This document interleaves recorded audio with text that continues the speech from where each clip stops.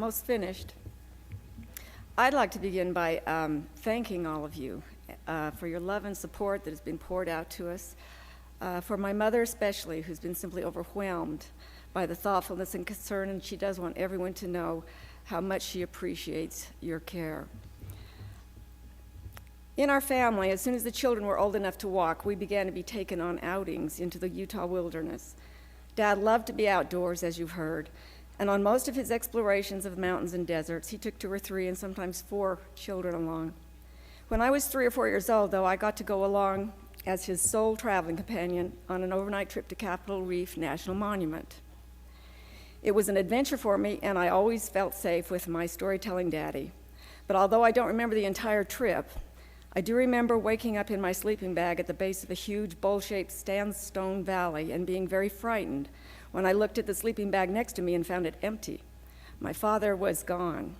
He wasn't there. But as I scrambled out of my own bag, before I had a chance to cry out, Dad came barreling down a steep sandstone slope behind me and swooped me up over his shoulders to take me back up with him to see the view. Years later, I came across a black and white photograph of a magnificent desert scene with a natural arch sloping into a smooth desert floor and the horizon in the background.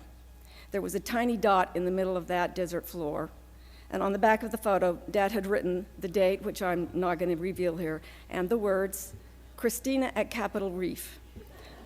I was the tiny dot in the middle of the desert.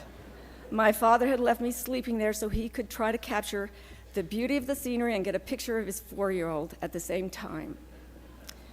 This was an early lesson to me on how he put the universe in context. The fact that his child was an unrecognizable dot in the midst of all that splendid nature did not diminish my importance to him. But the fact that I was a part of it, that he was, and we all are a part of it, to Dad demonstrated the perfect balance of nature and man and the divine.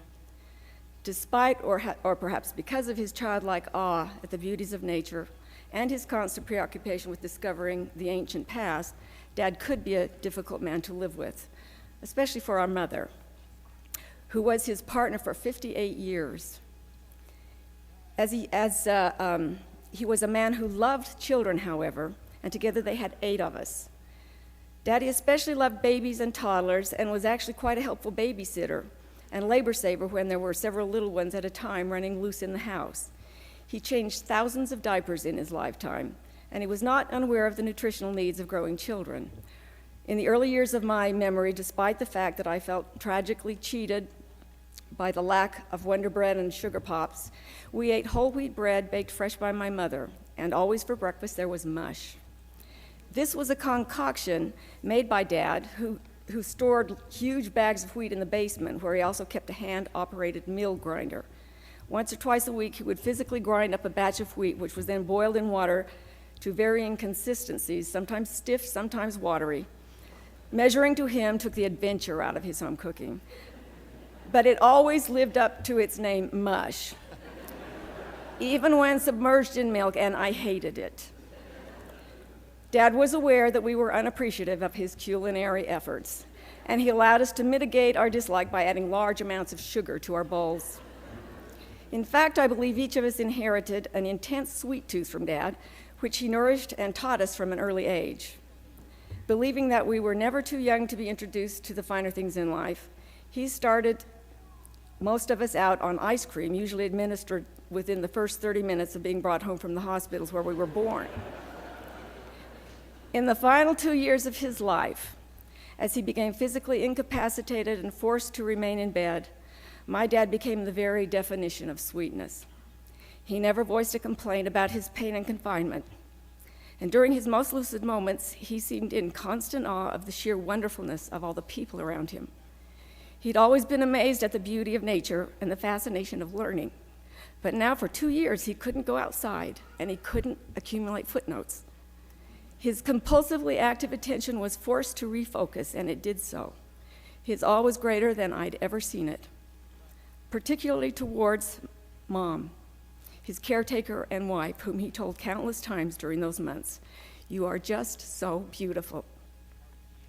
When I was 14 years old and very aware of peer pressure and adolescent societal norms, my mother told me she was expecting an 8th child.